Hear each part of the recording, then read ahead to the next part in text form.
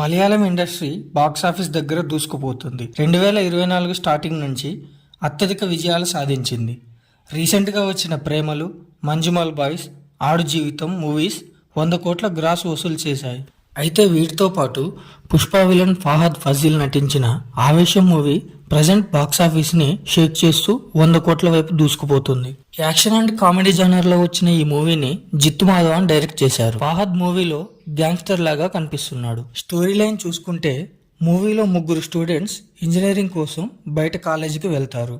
మన 3 idiots movie లాగానే ఇందులో కూడా సీనియర్స్ వీరిని ర్యాగింగ్ చేస్తారు.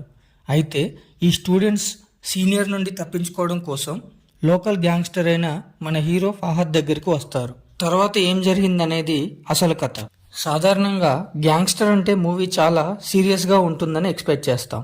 కానీ ఆవేశం మూవీలో కామెడీకి కొదవే లేదని చెప్పాలి.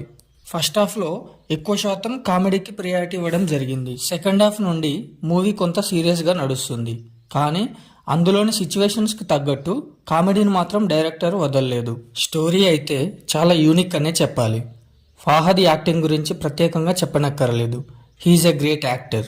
ఈ మూవీలో అయితే ఇంకో అడుగు ముందుకు వేసి నట విశ్వరూపం అనే చెప్పాలి. 3 స్టూడెంట్స్ కూడా తమ తమ పాత్రలకు 100% న్యాయం చేశారనే చెప్పాలి. మౌత్ పబ్లిసిటీతో రోజు రోజుకి మూవీ కలెక్షన్స్ పెరుగుతూ పోతున్నాయి.